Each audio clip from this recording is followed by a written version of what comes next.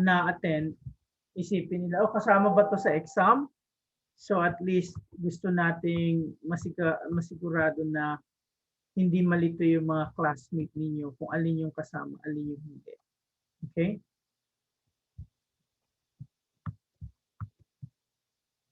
So, sabi nga natin sa Le Châtelier's principles, if a stress is applied to a system at equilibrium, the system readjusts in such a way that the stress is partially obsessed as the system reaches a new equilibrium. So, anong ibig sabihin nito? So, kapag may stress na naano doon sa system na equilibrium, ang gagawin ng system, i-relieve niya yung stress. Gagawa siya ng paraan para maano yung mabawasan yung epekto ng stress. Now, in doing so, there could be a shift in equilibrium. So for instance, one of the stress that we have discussed, so parang i-ano ko lang overview ulit, yung concentration. So for instance, dito sa production ng ammonia, the stress that you have, so everything is at equilibrium at this time, and then you added NH3. So ano yung way para ma-relieve yung additional NH3? Okay? The system will use the added NH3. So as you could see here, babawasan yung added NH3 favoring the backward reaction. So kapag nagdagdag ka ng product, ang gagawin ng system, mag-shift siya through the backward reaction or mag-shift siya to the left. Why? Kailangan niyang bawasan yung na-add na product. And in doing so, you're going to produce what? Additional concentration of reactants. And you could see it here. See that? And this will continue to happen until you establish equilibrium again. So we could say the K value will remain the same. You will just need time to attain the K value or the new equilibrium system. So the only one that is affected is the shift in equilibrium. Now, if we're going to summarize what are the changes that happen when you change the concentration. So anytime you add on this side, it favors the backward reaction. Anytime you remove on these sides, it favors the forward reaction. So kapag nagdagdag ka, dapat magbawas. Kapag inalisan mo naman, dapat mapalitan yung naalis na mga species. Okay? So the same thing, if this one is increased, the forward reaction is favored, and if this one would decrease, the backward reaction will be favored. So kung saan man na-increase, magpe-favor yung reaction na babawasan yung added materials. Kung saan nag-decrease, magpe-favor yung reaction para palitan yung nabawasan na material. Gets nyo ba?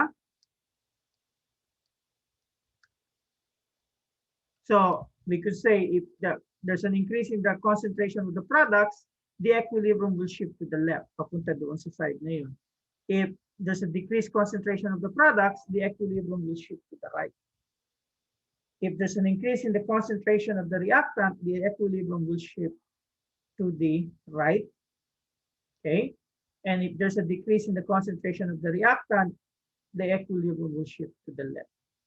Later on, iaano natin lahat yan, yung example kung paano natin titingnan yung effect.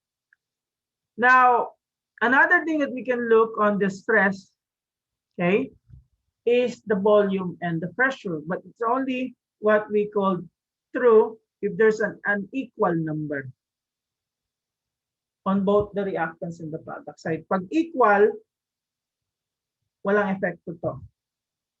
So when we say unequal number, there's, let's say, 2 moles here of species compared to 1 mole of species here.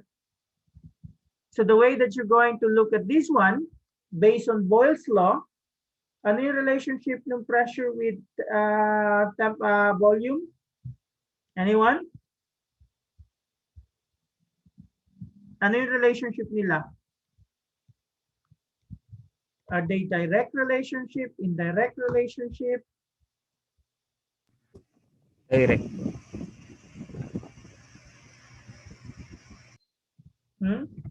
So kapag direct, tataas din yung isa. But as we know, when we increase this one will decrease.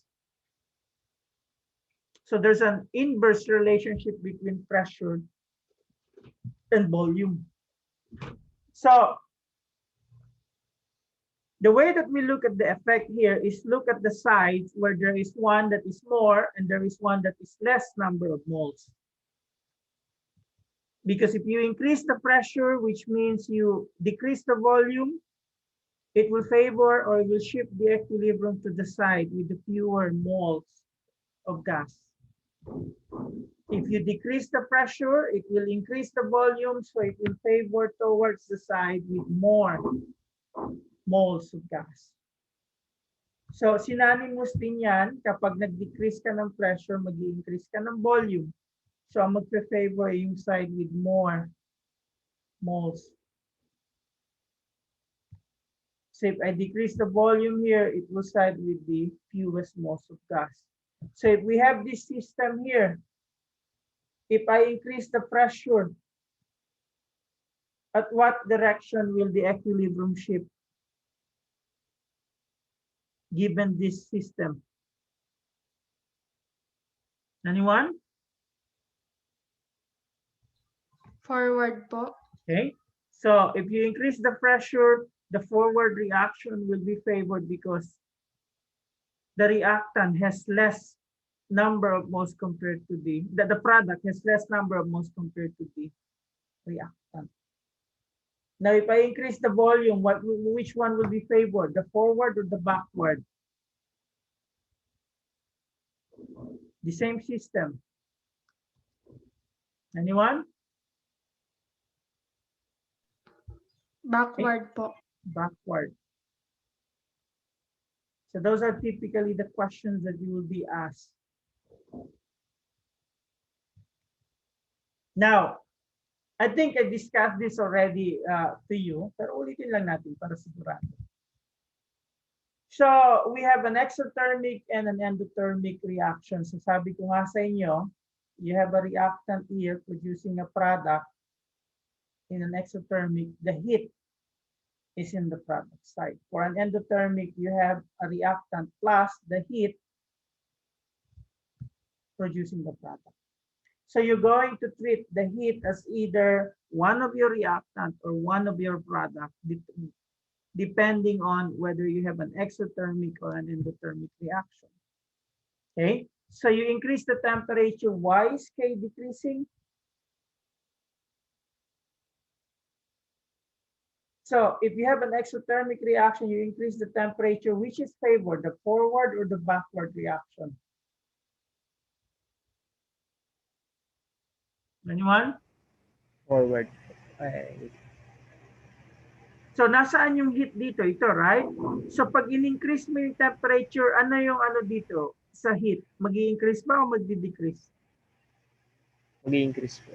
So mag-i-increase. So sabi ko sa inyo, i-treat nyo yan as one of the product.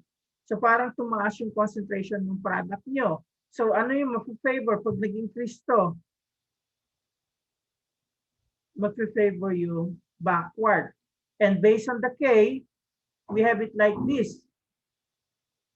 So ano mangyayari kapag backward reaction mag-favor? Alin concentration yung magbabago? Yung product o yung reactant?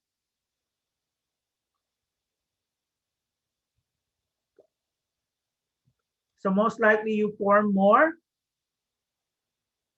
reactant kasi mag-favor yung backward eh. So kapag tumaas yung reactant, what will happen to the K? It's just Decrease po. Okay? It will go down. Kaya ang ibig sabihin dito, K decreases. Now kapag endothermic, so tataas din to. So ibig sabihin mag-favor yan. So, ibig sabihin, mas marami kang product. So, pag mas marami kang product, tataas yung K value mo. So, nag-i-increase yung K. Now, kapag kabaligtaran, so if you decreases the K here, so ibig sabihin bababa to. So, ang magpe-favor dyan yung forward reaction. And if the forward reaction favors, you form more P, you get a higher K. Or you're going to get an increasing K. Now, in an endothermic reaction, since bababa yung heat, the one that is favored is the backward. So you form more reactant. So bababa yung K. So try to make sure you understand that. Now, among the stress, ito lang yung mababago yung K value. Ang nababago lang sa iba, kagaya nitong stress na to, shift in equilibrium. But they don't change the K, unlike the temperature. And if you have this reaction here, N2O4 forming 2NO2, and this is what? Is this endo or exo?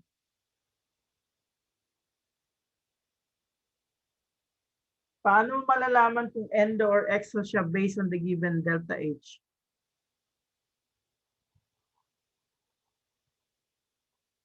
Anyone? So kapag walang sign or positive sign, that's an endo. Okay? Kapag negative sign, that's an exo. So that's the way to do it. So given that thing, if you increase the reaction or increase the heat, you will form more brown kasi nagfe-favor yung forward reaction. If you decrease the temperature, you will form more colorless or less brown. Kaya ganito yung makikita niyong observation. Why this one more brown is observed in hotter temperature? Because the forward reaction is favored. The heat is around here in the reaction side. And then last but not least, we have the catalyst. So catalyst is anything that makes the reaction faster without changing itself. So that means the catalyst will always be there at the start and at the end of the reaction. Now, unlike the other stress, it doesn't change the K. It doesn't shift the equilibrium system. Okay, what it do is just make the equilibrium reach faster. And the mechanism that they have that is they alter, okay, the mechanism. By what? They make the activation energy lower. Okay, so it lowers the activation energy not only for the forward but also for the back or reverse reaction. So walang effect ang catalyst. Pinapabilis lang niya ma-achieve yung equilibrium. So in summary, before we do some what we call questioning to apply what we have learned, concentration, it will shift the equilibrium but not change the equilibrium constant. Pressure, well, it depends on the number of relative moles of gaseous products and the reactants. It will just shift the equilibrium if there's an unequal number of reactants and products. The same thing with the volume, but it will not change the equilibrium constant. Temperature, it will shift the equilibrium and it will also change the equilibrium constant. Catalyst, it will not shift equilibrium and it will not change the K value. So let's try to apply if you learn these things. So we have this condition. Now, in addition to predicting the shift and the equilibrium, I also want you to look at what will be its effect on the concentration of N2F4. Anyone wants to predict the changes for the first case?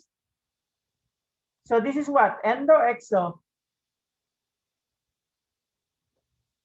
Ano yung condition na to? Is it an endo or an exothermic reaction? Endo po. Indeterminate. Endo po. Endo. So what can you say about the first condition? Will it favor the forward or backward reaction? Will it shift to the right or will shift to the left?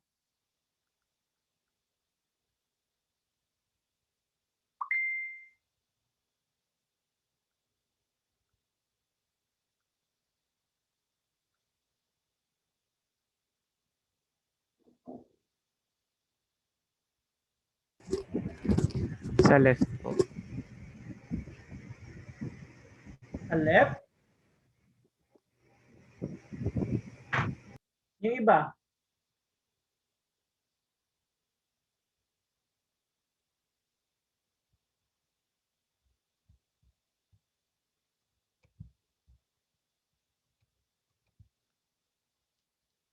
To the right? So anong sagot? Oops. Nasaan ang heat kapag nilagay ko dito? Is it in the reactant side or the product side?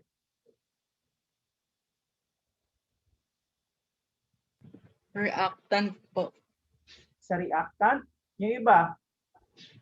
So nasa reactant, right?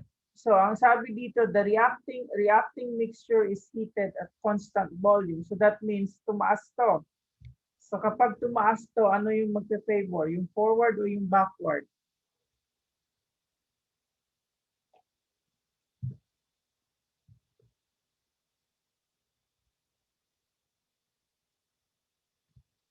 So since mas marami kang heat dito, so ibig sabihin, magpe-favor yung reaction na i-utilize yung added heat. So ang magpe-favor ay yung forward. Or the reaction will shift to the right. Convinced? Ask yourself. If you're not convinced, hindi porket sinabi kong ganon, you have to understand why it will shift to the right side.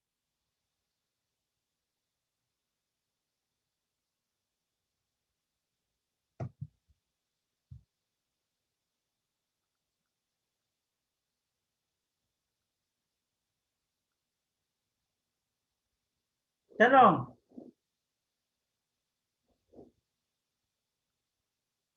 Sir, paano po ba ulit po yung kung paano malalaman base doon po sa kung endo po or exo base lang po dun sa delta. Delta H. Sa delta H, kapag positive, endo. Kapag negative value, exo. Thank you po. And kapag endo ka, yung heat mo nasa reactant. Kapag exo ka, yung heat mo nasa product. And the way that you're going to treat yung heat, parang reactant or product kung ano man yung side niya. So pag tumaas yung temperature, tataas yung heat mo doon. Kapag bumaba yung temperature, ibig sabihin bababa yung heat mo doon. Everyone convinced?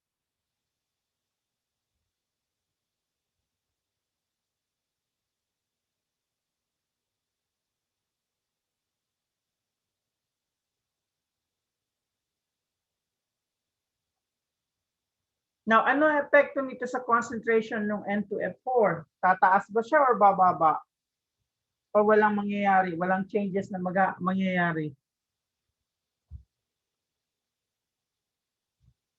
So since the forward reaction is favored, so what will happen here?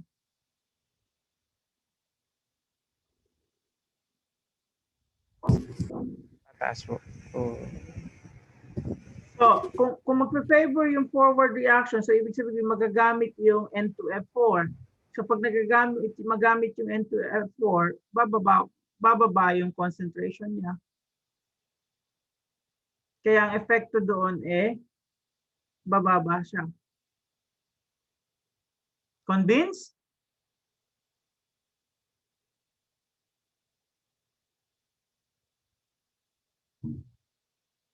How about the second one? So N2F4 gas is removed from the reacting mixture at constant temperature. So ano mangyayari? Which direction will the reaction shift? To the left, to the right? Will it favor the backward or the forward reaction? Okay? So nabawasan ito dito.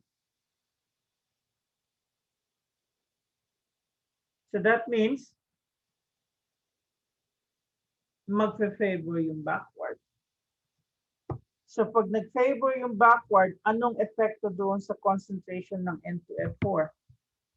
Dadami ba siya? Mababawasan or walang change?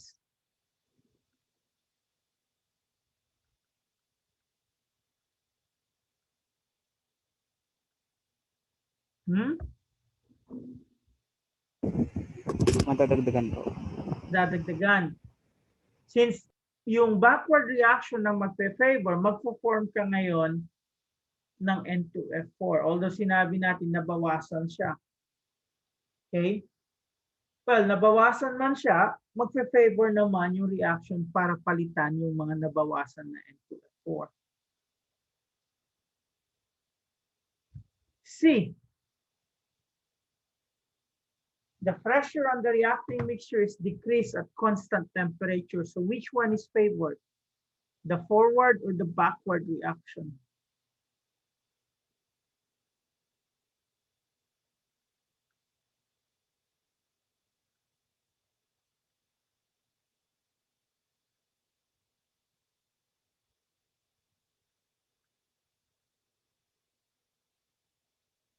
So alin yung magpe-favor?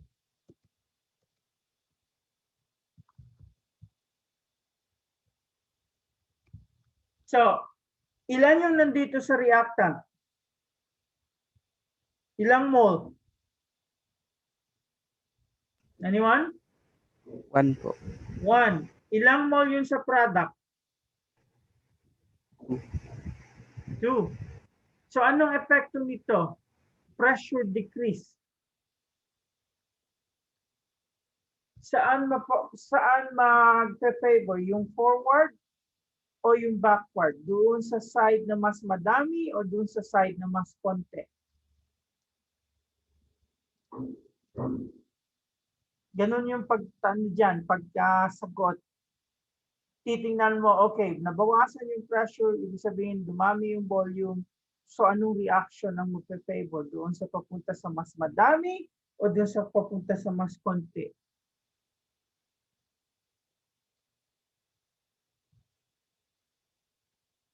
Doon po sa side na mas madami pong mole. Okay, so that's what? Forward or backward reaction?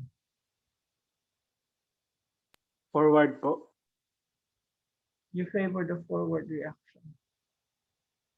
At anong epekto nito sa concentration ng N2F4? Dadami ba siya or baka konti? O walang pagbabago? It will go down. Analyze kung may tanong kayo. Kasi malamang may tanong sa inyo ganito. Bago tayo pumunta sa calculation part.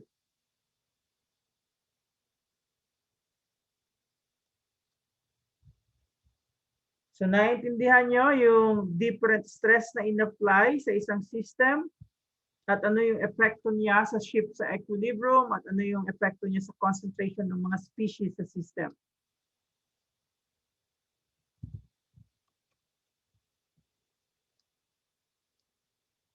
So, balikan natin. Heated reacting mixture. So that means you add heat. So since this is an endothermic reaction, pag inad mo yung heat, dadami yung heat dito, you treat the heat as one of the reactant. Okay, so there's an increase in the concentration on the reactant side. So the one that is favors the forward reaction. Since the forward reaction is favored, you're going to utilize the N2F4. That's why its concentration decreases. Klaro ba yun?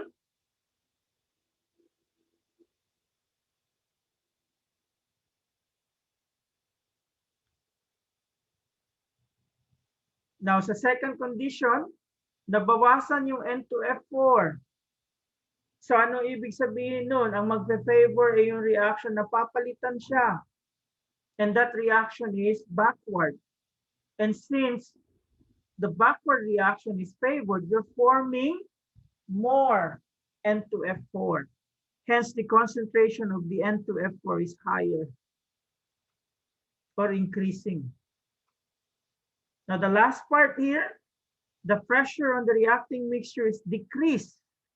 So decrease in pressure means increase in volume. So the one that's favored is the formation or the reaction that has more sides. So N2, 2N of F2 here compared to 1 N2 F4. So the forward reaction is favored because the product side has more moles compared to the reactant side. And since the forward reaction is what we call favor, you're going to utilize the N2F4, which is a reactant. That's why it decreased. Now, on the last part, ano yung sagot dito? A catalyst is added. Will there be a shift in equilibrium? Yes or no? No po. No po. So there's no effect in the equilibrium. Will there be a change in N2F4? No po. There will be no change because, okay, the reactions remains the same. What the catalyst do just makes the reaction reach the equilibrium point faster. So question. So once I posted the problem set, pwede nyo tingnan yung mga problem na ganito. Okay? Because what we're going to do now is we're going to do calculation. So, ihanda nyo na yung calculator nyo. It's just a simple one, yung calculation na gagawin natin.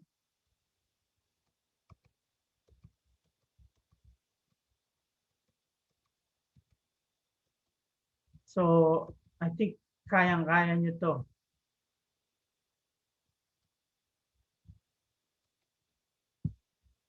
So, let's try to look at the slides that I have here.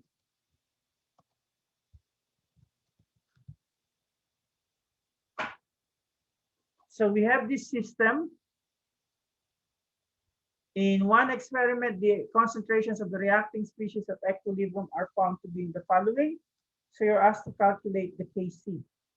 So how do we write the equilibrium expression for this system?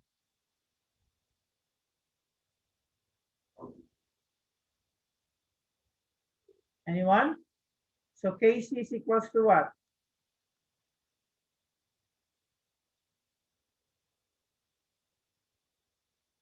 Ano yung nasa product?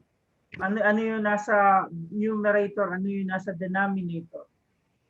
2NO2 po, So nasa this numerator. is NO2 Raised to squared over 2 ay NO2, ay NO, raised to 2. Plus O2. So pretty straightforward, di ba?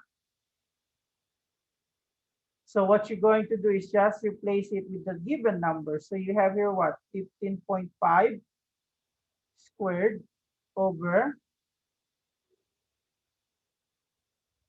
0.0542 squared times 0.127.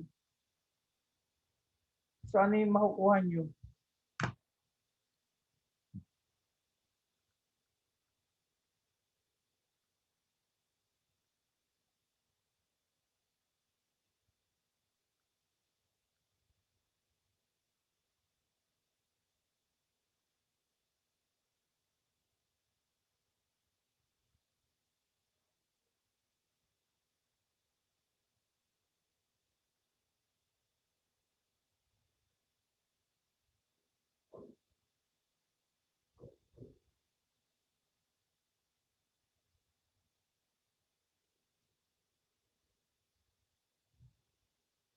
So, ano yung sagot?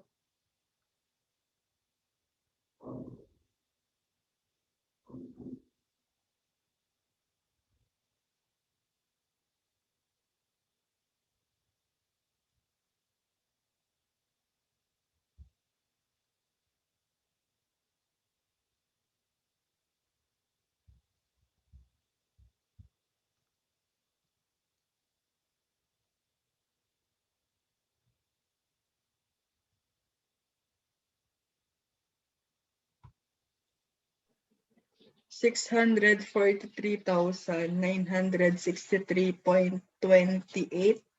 Okay. Hindi mo kailangan isulat lahat.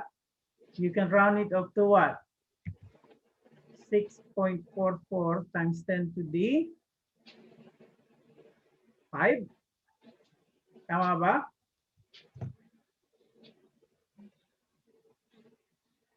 Yes.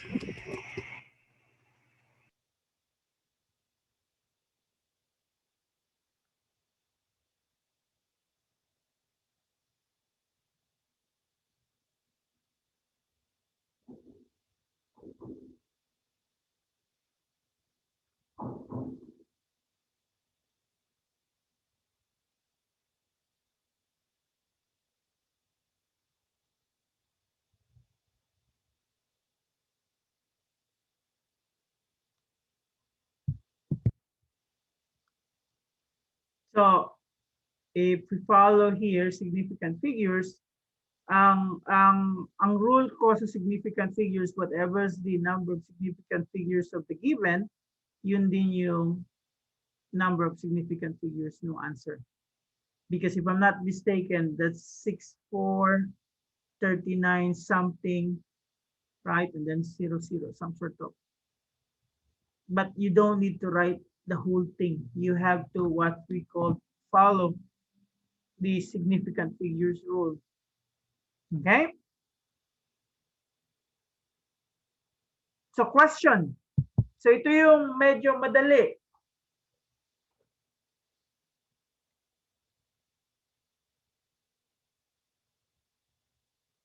So let's try the other one. So dito naman, KP. And the difference of this with the other one is you're given the KP value and you are asked what's the partial pressure of one of these species in the system.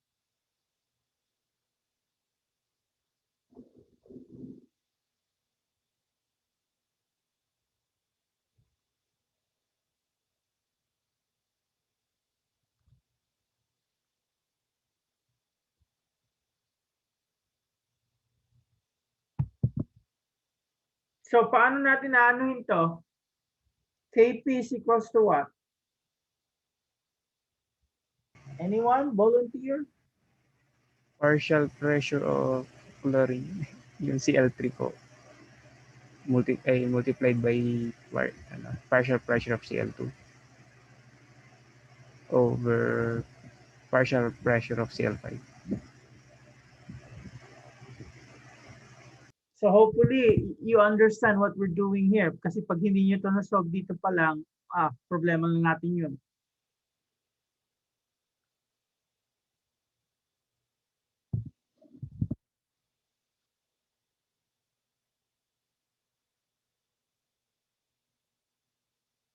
Okay, so what do? We rearrange this expression in such a way, maiiwan sa isang side yung hinahanap natin. And what do we need to do? We multiply both sides by partial pressure of PCl5, partial pressure of PCl3, which cancel out this one, and which will give us this Kp equals to P PCl5 over P PCl3 equals to PCl2. Nakuha ba? I'll give you time to analyze.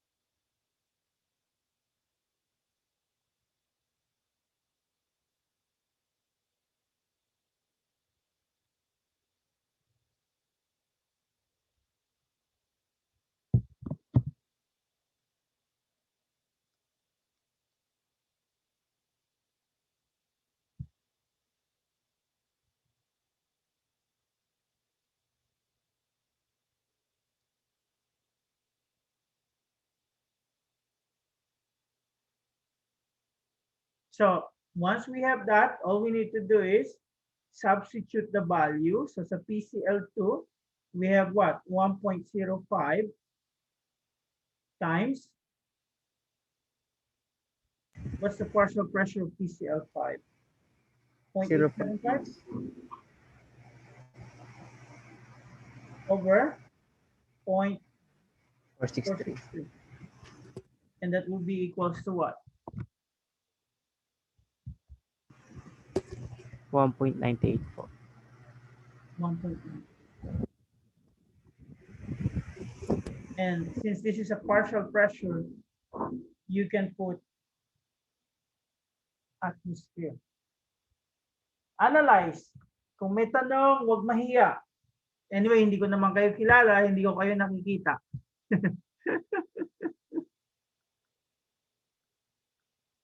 Hindi bawal ang magtanong. Okay?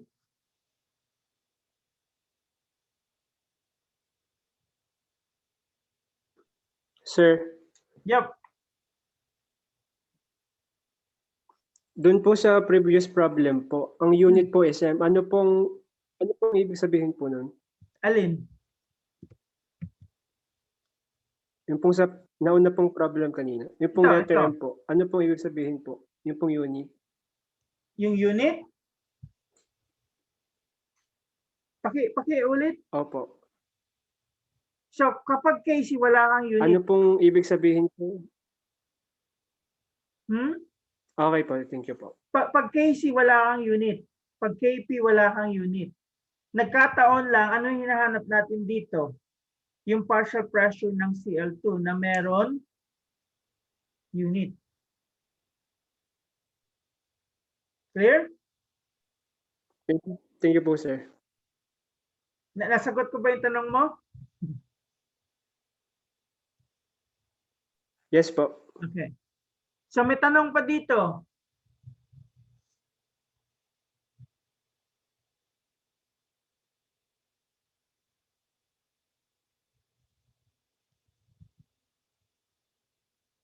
So ito naman. Now, ang pagkakaiba nito doon sa na ano natin isa, ang given dito KC. Tapos pinapa-calculate sa atin yung KP. So, hindi ko alam, open notes ba kayo kapag nag-quiz? Kasi kung hindi, kailangan ninyo malaman yung relationship ng dalawa. So, KP is equals to what? KC times RT delta N. Tama ba?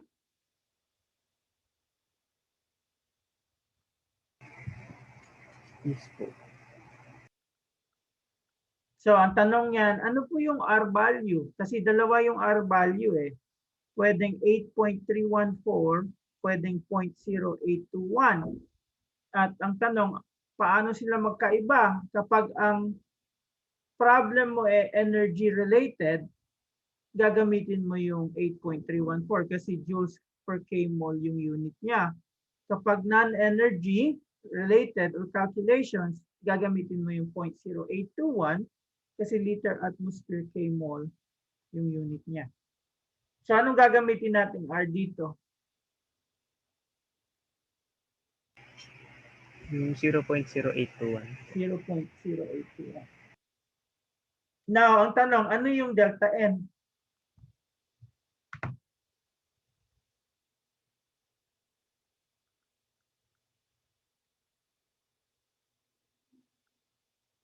Ano yung delta N? Mole po ng products minus Yep. ng react. So anong number niya? Equivalent to. So paano natin makukuha yung delta N dito? Negative po. Negative 2. 2. So you have a 1 here, and then you have a 1 and a 2 here. That will give you 3. So 1 minus 3 will give you negative 2. So if we're going to do that, maybe we could put it like Kc times RT raised to the negative 2. Now, pareho lang ba ito sa dito? Are they the same? Yes po. Are you convinced na pareho lang yung dalawang yan? Yung iba? Yes po. Okay, so they're the same. So what we're going to do now is we're going to put the values that were assigned. So we have 10.5 divided by 0.0821 liter atmosphere K-mol. And then we multiply it. You have 220 here. You're going to add it with 273 kasi kailangan siya in Kelvin. So that's 493 Kelvin. And then you put there the 2. And then what will be the value that you will get? So I want you to do the calculation.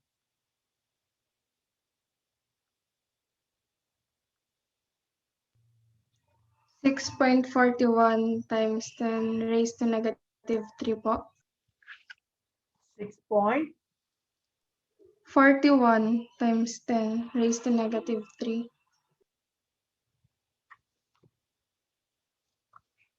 Yung iba, may ibang value ba?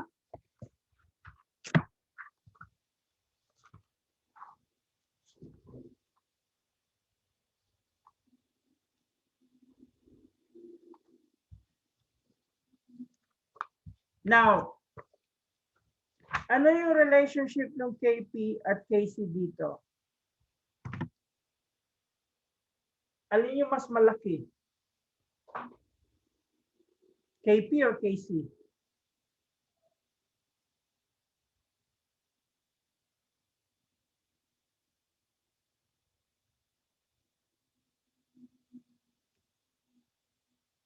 Ano yung mas malaki? KP or KC? AC po. Okay, we go back to the previous question. So given tayo ng KP dito, let's try to get the KC. Paano natin kukunin yun? So we go to the relationship KP is equals to KC RT delta N. So ano yung delta N dito? 1 po. 1. So if we're going to do that, we just have to divide this by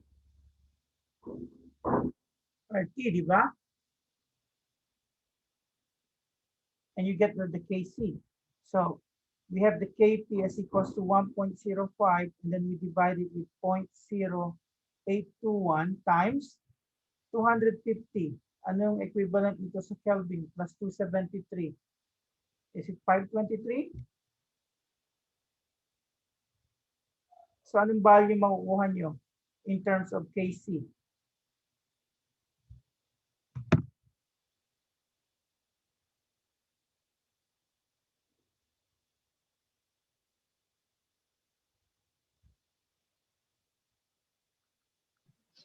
(0.02 po.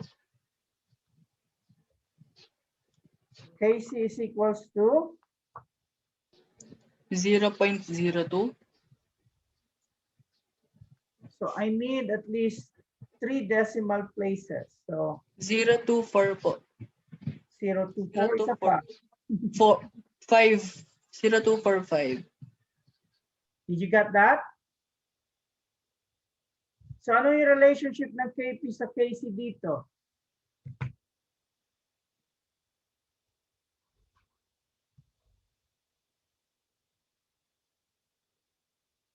Which is larger, the KP or the KC? KP. Now, bakit ko tinatanong sa inyo ito? Kailan yung KP equals to KC?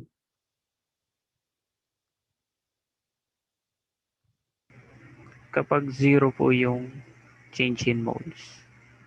Kapag you have the same number of moles both sa reactant at the product side, right? Now, I want you to look at this. And I want you to look at this one. And I want you to look at the reaction that you have here and the reaction that you have here. Anong masasabi nyo? Kailan yung KP mas mataas sa KC? Kailan yung KP mas mababa kaysa sa KC?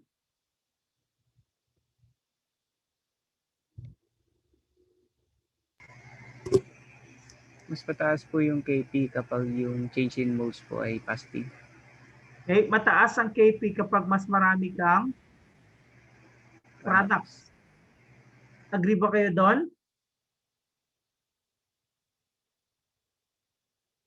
Like this one, Yes po. KP is higher than KC. You have a 1.05 compared to 0.0245. Now, KP is less than KC, like this one, when you have less products than the reactants, or your delta N is a negative value. Kasi sa exam, pwede kayong bigyan, which of the following reactions will have KP greater than KC, or KP less than KC, or KP equals to KC? You don't know.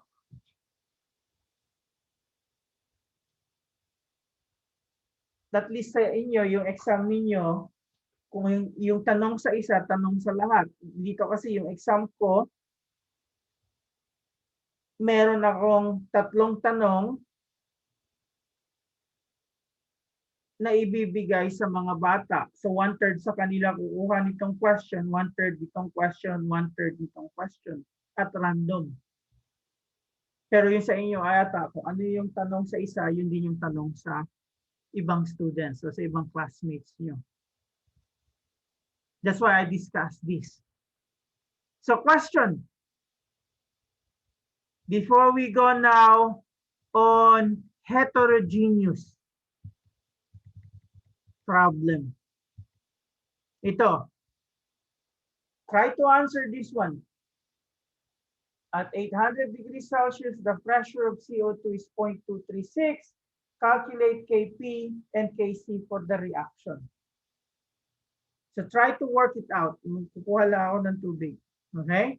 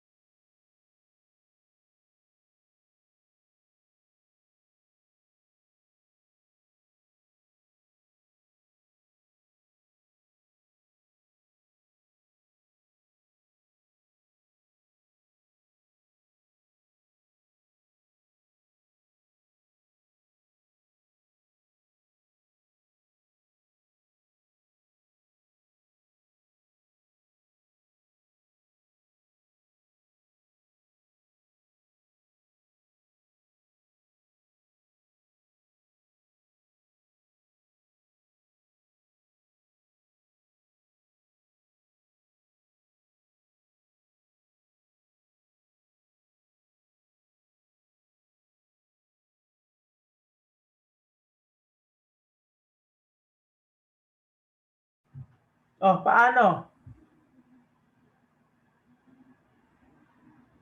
So paano yung Kp expression dito? Anyone?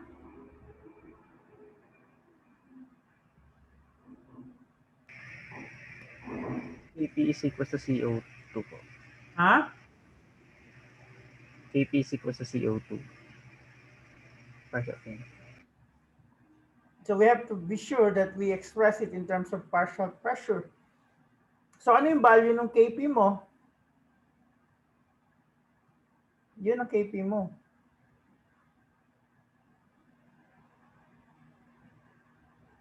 Now, ang question ko ngayon, how is your Kc value compared to your Kp value? Will it be lower or higher? Will Kc be lower than Kp or Kc higher than Kp? Lower po. So you could say that one. Okay? So let's try to do Kp equals to Kc equals to RT delta N. Now my question is, what is delta N?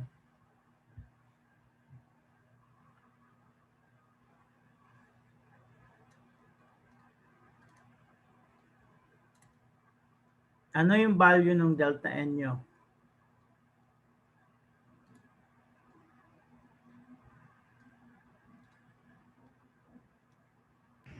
Positive 1. Okay. Now the question, how do you get your positive 1? Is it 2 minus 1 or 1 minus 0?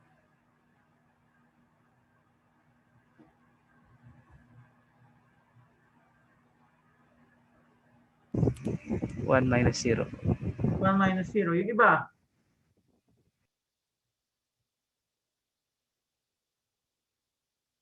Okay?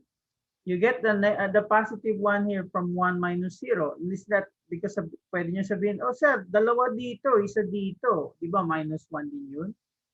But as you could see, these are both solid. Okay? So the rule that you have, kung ano yung nasa expression, yun lang yung isasama mo sa delta N. So it's 1 minus 0. Is that clear? So now that we have that, so this is equals to 1. So all we need to do here is divide both sides by RT. Kasi ang kinukuha mo yung KC eh. So mawawala na to. So you have 0.236 divided by 0.0821. Ano yung equivalent ng 800 degrees Celsius? 1,073. So ano yung value na makukuha mo?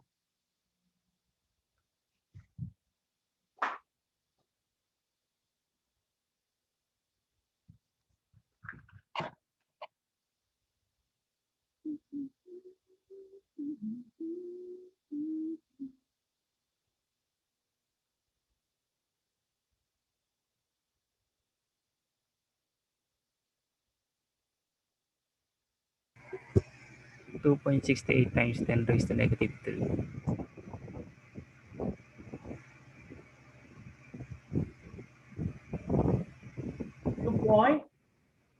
68 times 10 raised to negative 3. Yung iba, ano yung sagot nyo? Same din po. Same din. Same po. Okay? So, tama yung hinala natin, di ba? That Kc is less than Kp because if you're going to look at this, you have a positive delta N. So question, before we go on other calculation. Huwag kayong mahiya.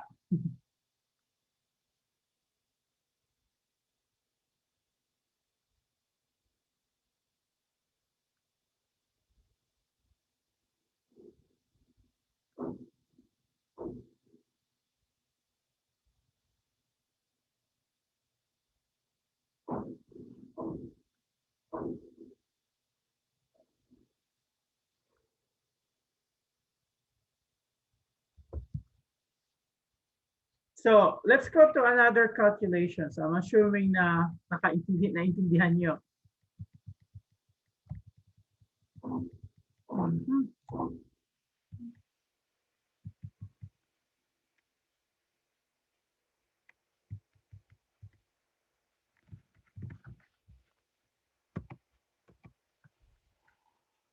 Yep, if you post ko tong recording na to, maybe after nung ano ninyo sa Thursday.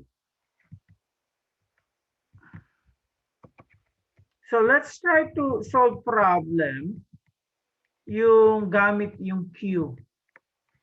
So how can we use Q and compare it with K and interpret the relationship between the two? So like this one, at the start of the reaction, there are 0.249 moles of N2, 3.21 times 10 to the negative 2 moles of H2, and 6.42 times 10 to the negative 4 moles of NH3 in a 3.5 liter reaction vessel at 375 degrees Celsius.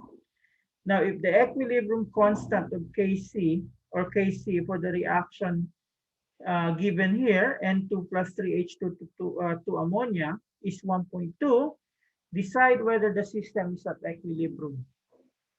So that means titingnan mo yung relationship ng Q with respect to K. If it not, predict which way the net reaction will proceed. So how are you going to solve this? You have to get the Q, and Q can be expressed just like the K, wherein you have NH3 squared over N2 times H2. Tama ba? Now, ang pagkakaiba lang dito nung Q sa K, ang K is given already as 1.2. And for us, we need to determine the Q based on the starting concentration. So, ang gagawin natin, papalitan natin doon sa expression kung ano man yung given moles divided by the volume. Claro? So I put here 6.42 times 10 to the negative 4 divided by 3.5. That's squared over N2, which is 0.249 divided by 3.5, and H2, which is 3.21 times 10 to the negative 2 divided by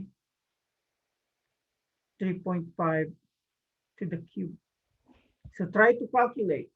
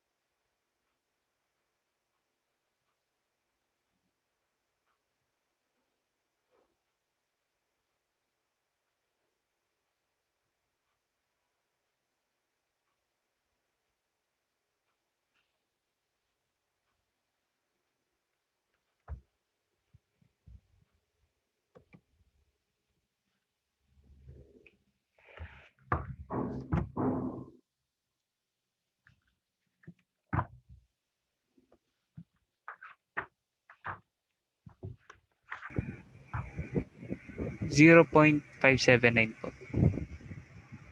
579. Tapos meron dito nag-post na 6.13. 0.613.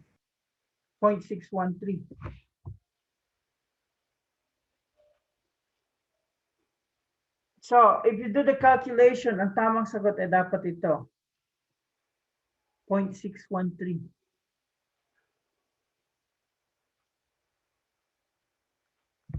Now, if this is 0.613, anong relationship ng dalawa?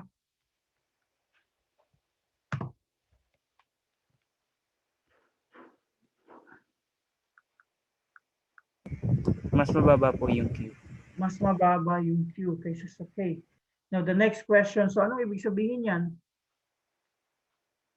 Kasi if it's not, predict which way the net reaction will proceed. And you go back to the previous slide, if QC is less than KC, the system should proceed from left to right to reach equilibrium. So para ma-reach niya yung equilibrium, mag-favor dapat yung, or mag-favor dapat yung forward reaction. Question? Before we go to the typical difficult problem, at least in this section part.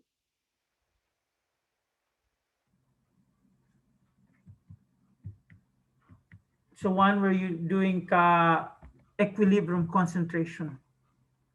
So the way that you need to do that, you express the equilibrium concentration of all species in terms of the initial concentration and a single unknown X, which represent change in the concentration. And then you write the equilibrium constant expression in terms of the equilibrium concentrations Knowing the value of the equilibrium constants, you can solve for x. Having solved for x, calculate the equilibrium concentration of all species. So let's try to solve it like this one. So ito yung tinatawag nating ice table. Okay?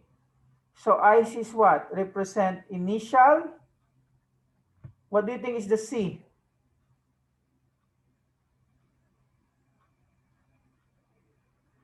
Changes, and E, equilibrium. Now, here in the US, ang ginagawa ko, since Asian, I call it the rice table. R represents the reaction. So based on this one, it says here, a mixture of 0.5 moles H2 and 0.5 moles I2 was placed in a 1 liter stainless steel flask at 430 degrees Celsius. The equilibrium constant for the reaction H2 plus I2 producing 2HI is 54.3 at this temperature. So calculate the concentrations of H2, I2, and HI at equilibrium. So ano yung reaction? Ito.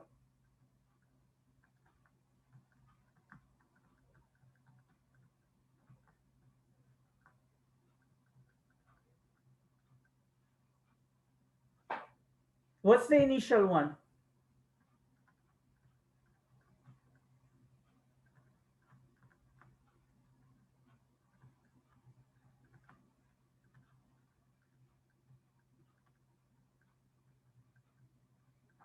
Do we have HI? Ano yung value ng HI?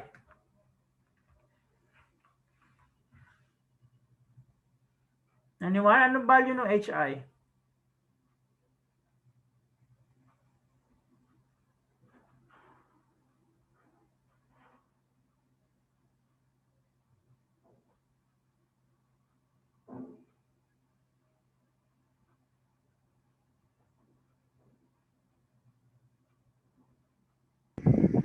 Ayun po ba yung missing? Nawawala. Ang inaas ay yung concentration at equilibrium. So ang HI mo dito ay wala. Kasi wala naman sinabi. Okay? So it says that the starting materials is 0.5 moles of H2 and I2. So ano yung changes dito? Dito na papasok yung statement natin, X. So being the reactant, meron kang minus X. Now, depending on what's the coefficient here, dadagdagan mo yun. So, known here that if you don't write anything, that means that's 1. So this is minus 1x minus 1x. Why do you think we put minus here in the reactant? Anyone? And what do we put here? So this will be what? Ano to? Sa side na to. Plus 2x, sir. Ang tanong, bakit plus 2x dito? Bakit minus x dito? So in the reactant, usually they react, so they are reduced. So the minus x there, that's the amount of the reactants that react. Now, the product here is plus 2x. So the question is, why did I use 2x? Saan ko kinuha yung 2? Anyone? Yung moles po doon sa reaction. It's here.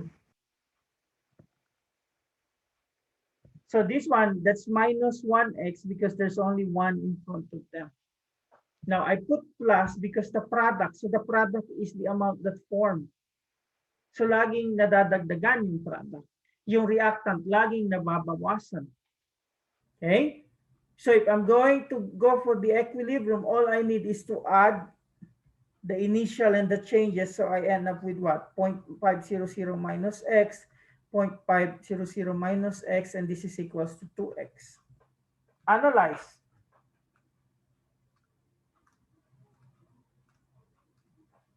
Now, can I get the value of Q here? What do you think is the value of Q?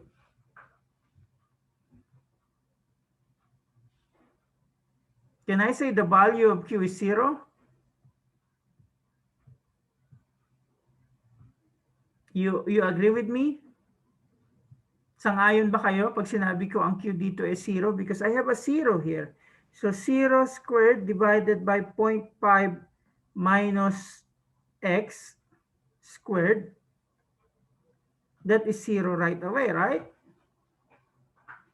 0 divided by number is equals to 0. A number divided by 0 is undefined. Yun yung limited math knowledge ko. So if Q is equals to 0 and K is equals to what? 54.3, anong ibig sabihin nito? The forward reaction is favored. Okay? So yan yung essence ng knowing the value of Q. It can predict what direction the reaction should have to reach equilibrium. Now, meron na tayong expression nito. So ano next na gagawin natin? We're going to express the Kc. So we write the expression. So what do we have there? Hi squared over H2 times I2. And then we replace the Kc with the given value, which is 54.3 equals to 2x squared over 0.5 minus x times 0.5 minus x. So I want you to analyze kung paano naging ganito yung expression natin.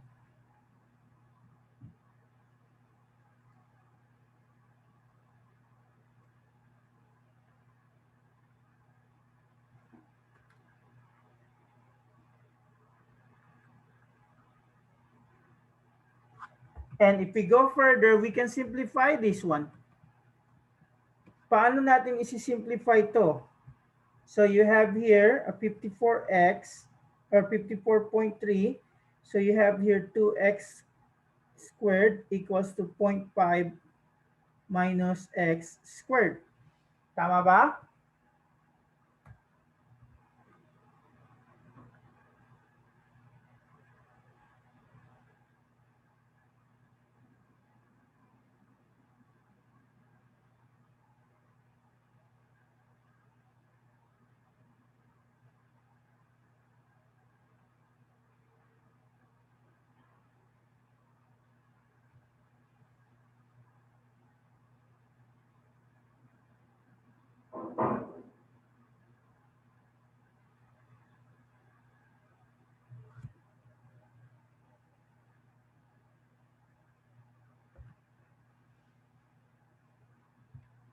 So what do?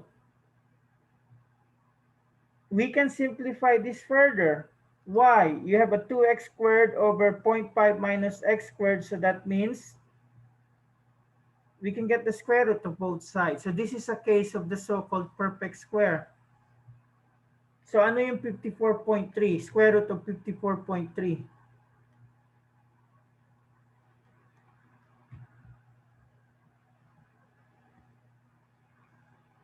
Anyone?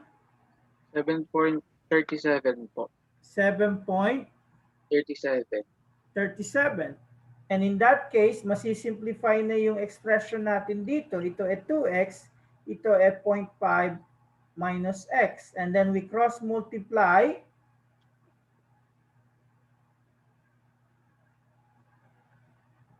So ano yung makukuha natin? 7.37 times 0.5, that's 3.68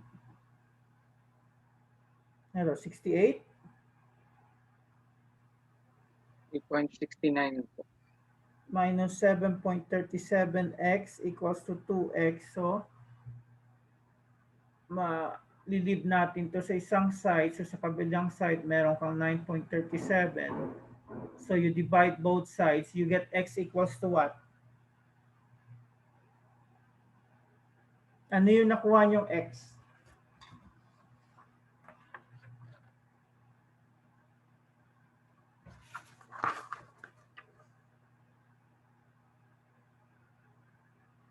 Anyone?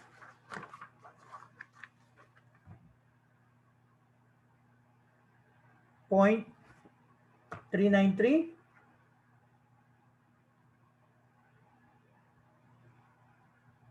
Yung ba yung nakuha niyong X?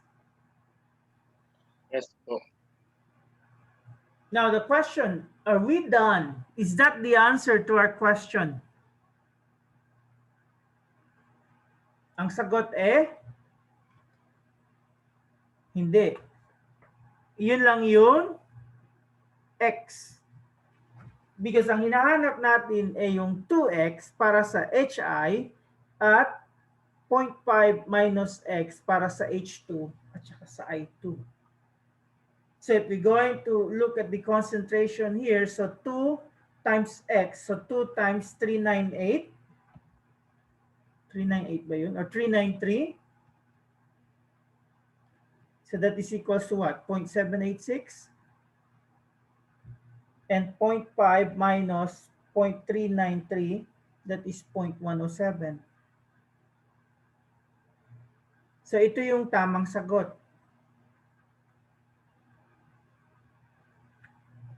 And there's a way to check kung tama yan. Okay, gamitin mo yung number na 0.786 squared, i-divide mo sa 0.107 squared, dapat ang sagot ay malapit sa 54.3. Kindly check.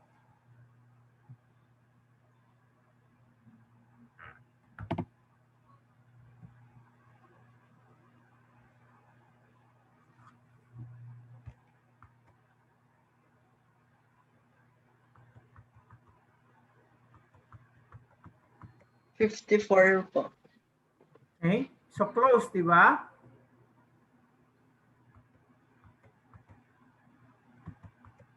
So tanong, bago natin i-end itong equilibrium part, mag-aano lang ako doon sa acid part.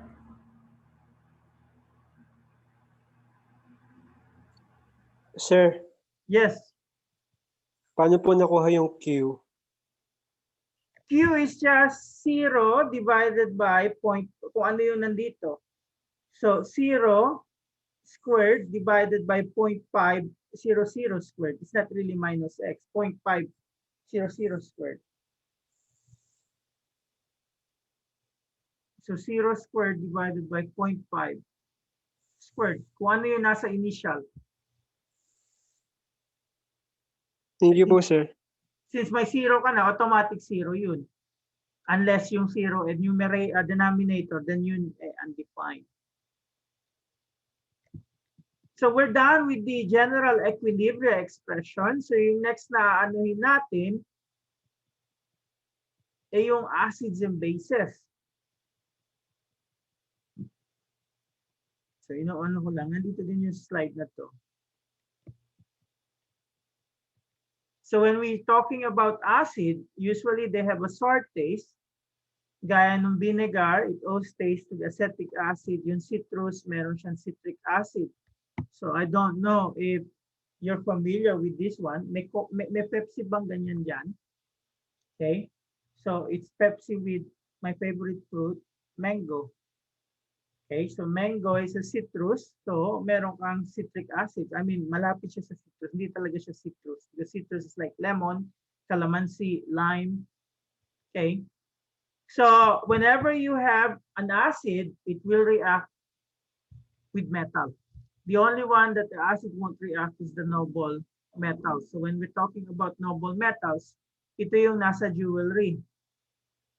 I don't know, pag pumunta kayo sa mga Tiangge, kapag meron mga alahero doon, usually meron silang suka o di kaya yung nung kalamansi, sap, and then they dip the gold. So kapag totoong gold yun, walang reaction. Pero pag peke, it will react to produce gas.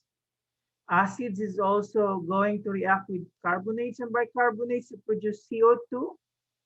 Bases, on the other hand, they have a bitter taste. Madulas yung feeling niya, and most of the soap contains bases.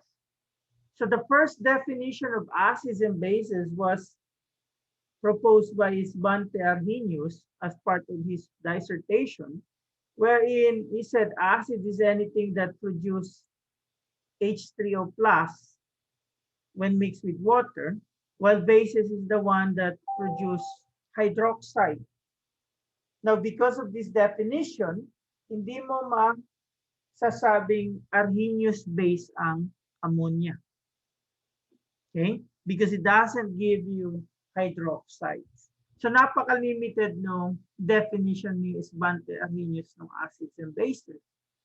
So this was expanded by Bronsted and Lowry. Okay, so Johannes Bronsted and Thomas Lowry independently proposed that a Bronsted acid is a proton donor, while a Bronsted base is a proton acceptor. Okay, so if you have a reaction like this, so all you need to do is look at who donated the H plus and who received the H plus. So you have water here and ammonia, and when the reaction happened, your ammonia has an additional H plus, while your water has less H plus, which means between water and ammonia, water is your acid because it gives up its hydrogen, while base is the ammonia because it accepts the hydrogen. The hydrogen there, that's the proton, the H plus. And you can also say that the acid, upon giving its H plus, become the conjugate base. So if you're going to look at the relationship between the two, if it's a conjugate base, you have what? One less hydrogen. If it's the conjugate acid, you have one more hydrogen. So ito yung tinatawag na conjugate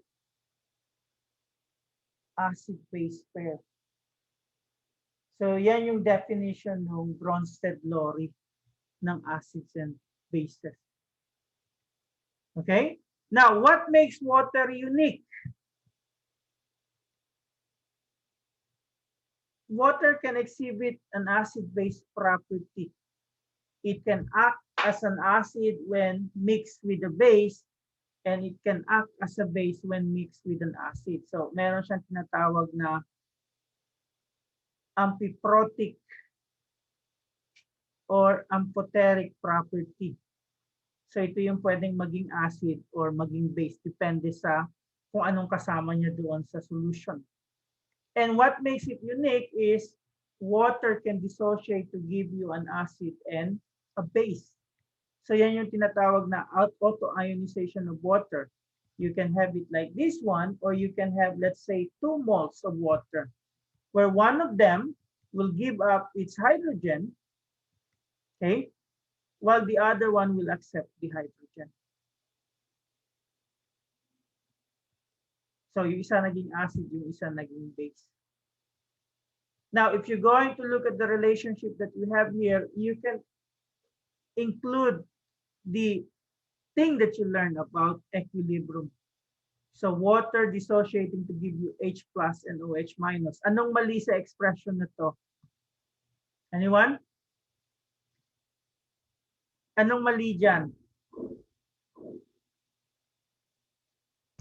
Nakasama po yung liquid. Kasama yung liquid.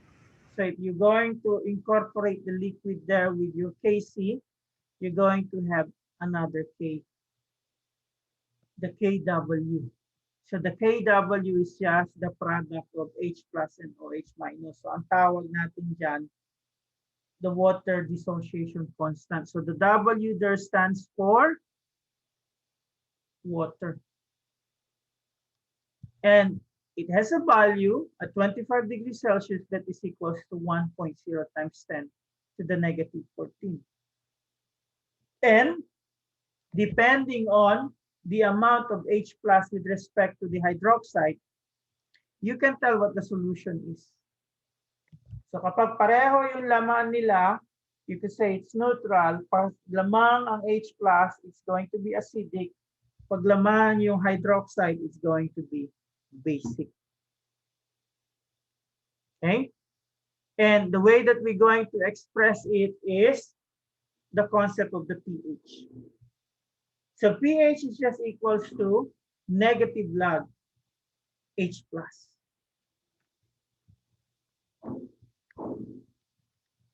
And you can have an idea about the pH if the hydroxide and the hydronium ion are the same. You could say the pH is equals to 7.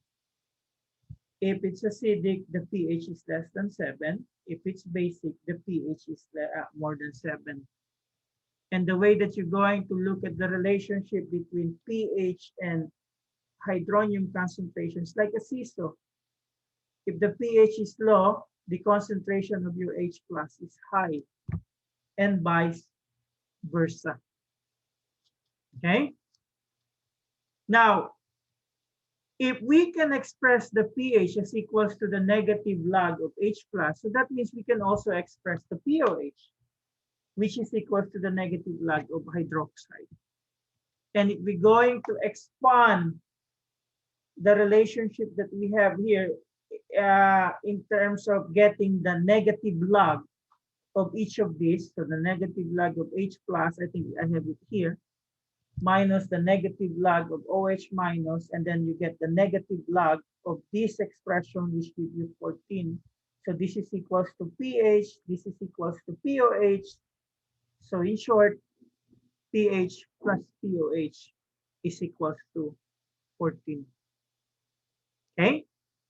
Now, the thing that we're going to go on next time is you need to know how do we define strong acid and how are we going to compare it with the weak acid.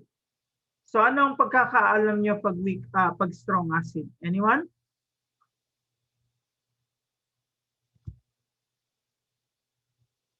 So maybe that will be our next lesson. We will not meet on Thursday because of your exam. Okay, we're going to meet on Tuesday next week. So I think I'm going to end my part here. You can ask question. Anyone? Are you ready for your exam on Thursday? Tanong.